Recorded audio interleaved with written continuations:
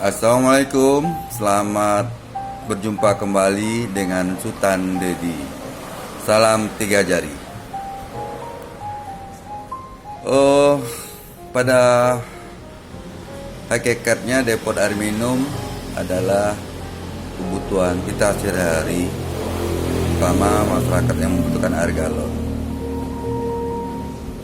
Dan sebelum saya lanjutkan tutorial ini, terlebih dahulu jangan lupa subscribe, like, dan share ya, agar konten saya ini bisa berkesinambungan untuk kebaikan kita bersama dan untuk mengetahui kita bersama. Oke, terima kasih atas subscribe-nya, like-nya. Oke, saya lanjutkan. Pada prinsipnya depot air minum adalah modal utama kita punya depot air minum. Namun sebagai tambahan, modal yang sangat utama lagi adalah di galon. Sehingga pada umumnya, terutama para pengusaha depot air minum yang baru-baru terutama, bagaimana masalah galon, apakah dipinjamkan apa dijual gitu loh. Pertanyaannya seperti itu. Pada umumnya seperti itu, apakah dijual atau dipinjamkan atau bagaimana gitu loh. Jadi saya jawab di sini ya. Pada umumnya untuk kita saat sekarang ini, kalau saya secara pribadi itu pada umumnya galon saya pinjamkan. Galon saya pinjamkan kepada konsumen-konsumen dengan catatan harus dijaga, harus dirawat dan sebagainya. Apabila ada umpamanya kerusakan atau pecah atau penyot, itu harus diganti oleh pelanggan gitu loh. Dan yang perlu juga diketahui juga, untuk galon-galon yang harus kita pinjamkan tersebut, sebaiknya konsumen-konsumen tersebut kita data.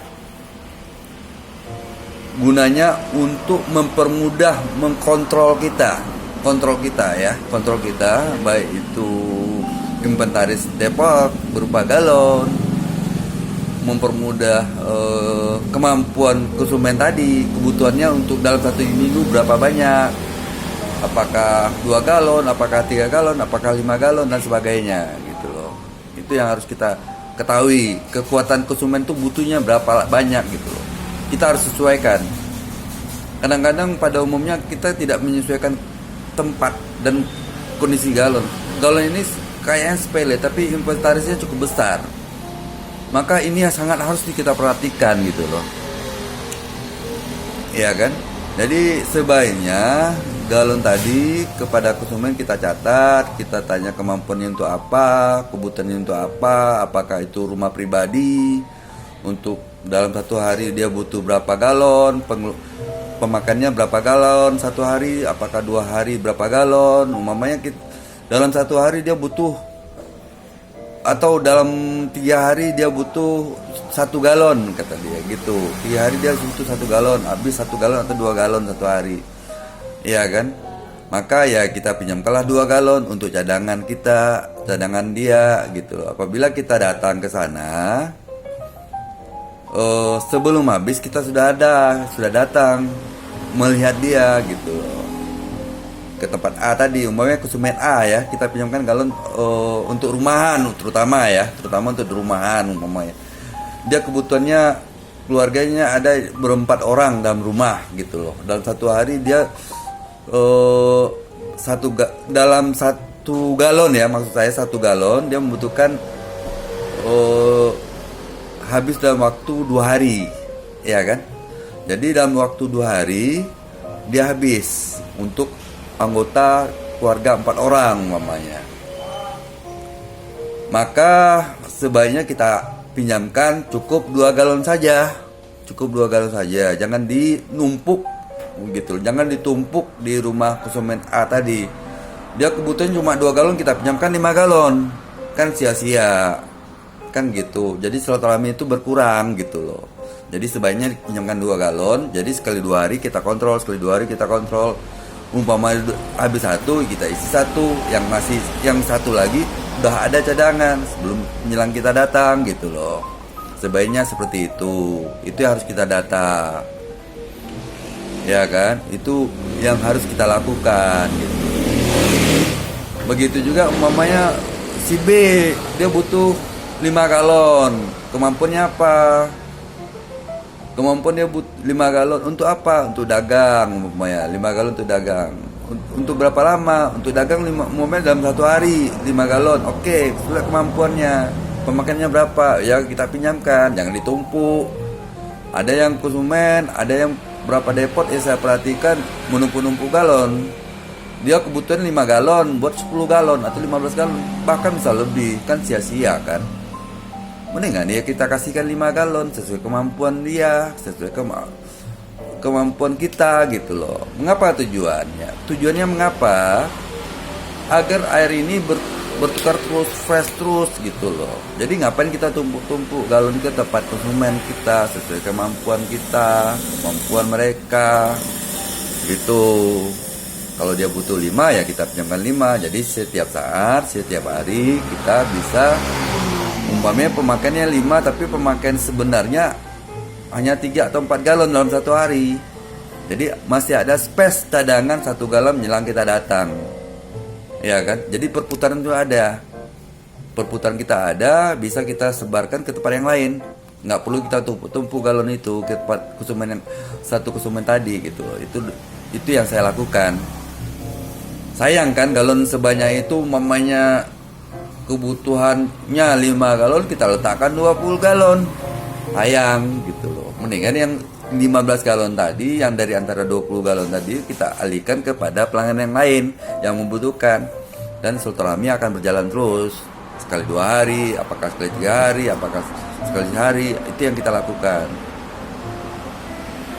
Dan yang sangat penting lagi, para depot, pemilik depot pada umumnya, terutama yang pemilik depot baru-baru, yang penting lagi, apabila anda yang ingin melakukan peminjaman galon kepada konsumen maupun kepada pelanggan, sebaiknya dicatat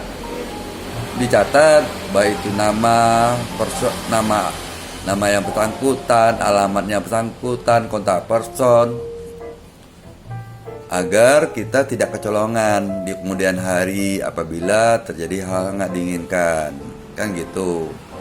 Umpamanya rumah A kita pinjamkan galon 5 biji, kita catat, oh si A pinjam galon 5 biji, alamatnya Jalan Sudirman, Pekanbaru, umpama nomor sekian gitu loh.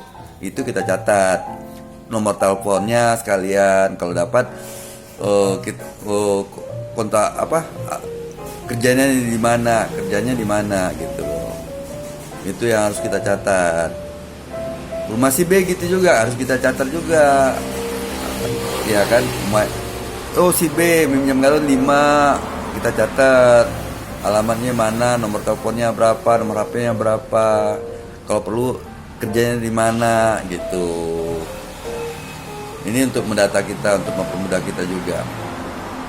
Jadi kemudian bagi pelanggan yang meminjamkan galon kepada, maksud saya bagi para pengusaha depot yang ingin meminjamkan galon kepada pelanggannya sah-sah saja. Namun harus ada kejelasan apabila kebocoran atau kerusakan galon, konsumen harus menggantinya, merawatnya dengan baik, harus menggantinya atas kerusakan dan atas kelalaian pelanggan tadi gitu loh. Itu yang harus kita ketahui ya. Jadi sebaiknya, terutama para teman-teman pengusaha depot yang baru, sebaiknya bagi anda yang ingin meminjamkan galonnya ke pelanggannya, dikasih tahu, tolong dijaga, dirawat galon ini. Apabila ada kerusakan, kebocoran dan pecah di tangan mereka wajib ganti. Jangan seenak-enaknya aja galon kita pinjamkan, bocor tidak bertanggung jawab. Kan yang rugi kan kita sendiri sebagai pemilik depot. Jadi hal ini perlu kita ketahui dan kita antisipasi dari sekarang. Nah, itulah yang perlu kita ketahui di depot air minum.